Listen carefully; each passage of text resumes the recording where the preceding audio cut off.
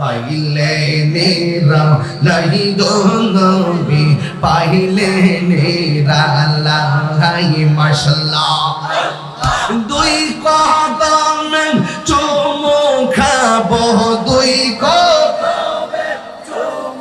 খাবো চরণি দুলি মাখবো গাই পাইলে নিরালাই গো নবী পাইলে নিরালাই আল্লাহ আল্লাহ আল্লাহ আল্লাহ আমার নবী নূরায়ার নবী আমার নবী জিন্দায়া নবী মাশাআল্লাহ দয়া করেন তাই কোন নবী হাসরের বেলায় পাইলে নিরালাই গো নবী পাইলে নিরালাই মাশাআল্লাহ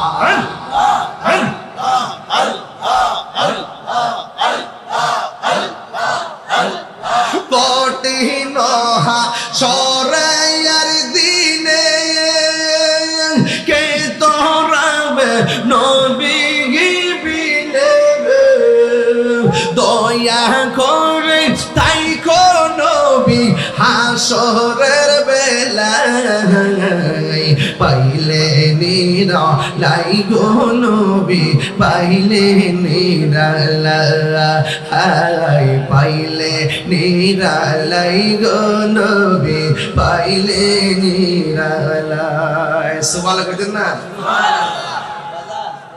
আমার এই ছোট্ট মামুনি হাদিয়া দিছে 200 টাকা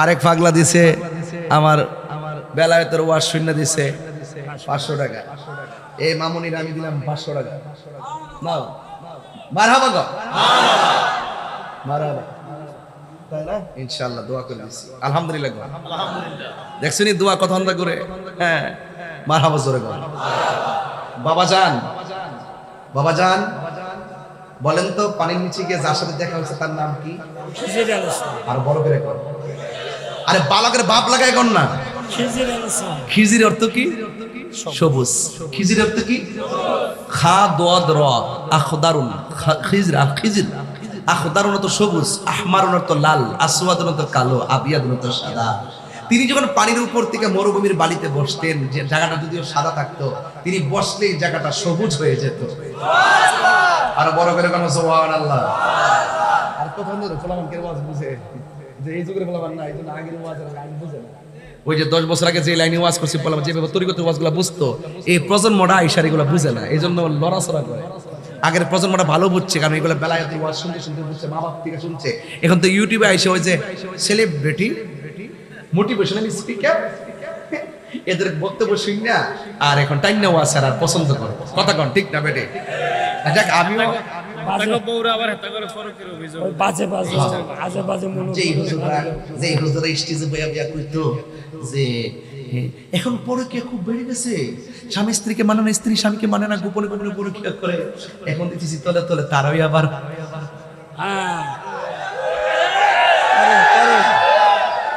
ব্যাপারটা কেমন হয়ে গেল না এমন কথা বলো না মানুষকে যে আমলটা তুমি নিজে করো না কথা কেউ ঠিক কিনা বলেন ভালো হয়ে যাও মাসুদ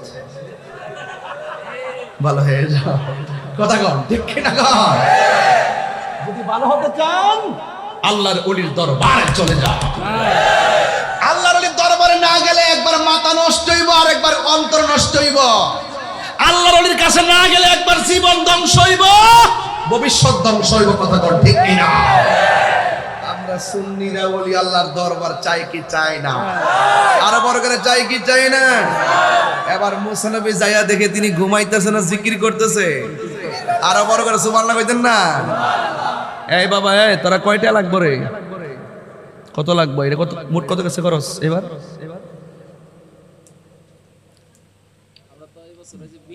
বৃষ্টি বুঝছি তো মোটামুটি কত লাগবে 50,000 টাকা লাগবে লাখ কানেক লাগবো 1 লাখ টাকা আমার গুতাইতেছে খাইতাম বইছে বলতে কইছে রাস্তা দিয়ে আওয়ার সময় কইছে ওহনো কাগজ দিছে যে হুজুর একটু কালেকশন করিয়েন আমি ভাবছি বাঙালি যে চালাক, একটা ওয়াজের বোঝ না দিয়া যদি কালেকশন শুরু করি তাহলে মানুষ আইসিউতে কে দিবে? আইসিইউর ওয়াজন বলে কি ওয়াজের তাসিরটা নষ্ট হয়ে যাবে। আমি কিন্তু সিলেটিলে একটা গুরুত্বপূর্ণ জায়গা যাইতেছি হুজুর, ঠিক না? আর কত চিল্লাইতাম, একটা চিল্লা যাইতেছি কি বাবা, যদি কিছু পেতে হয় কিছু দিতে হয়, বুঝলেন না? যদি কিছু পেতে হয় কিছু দিতে হয়, ঠিক না? আচ্ছা, তাইলে এই মাহফিলটাতে আগামী বছর 1 লক্ষ টাকা লাগবে। এই 1 লক্ষ টাকা তোলা আমার জন্য কোনো ব্যাপার না, যদি আপনারা দেন।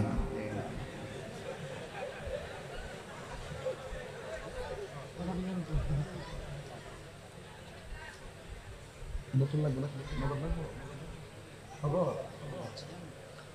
1 লক্ষ টাকা তোলা আমার জন্য কোনো ব্যাপার না, যদি আপনারা দেন।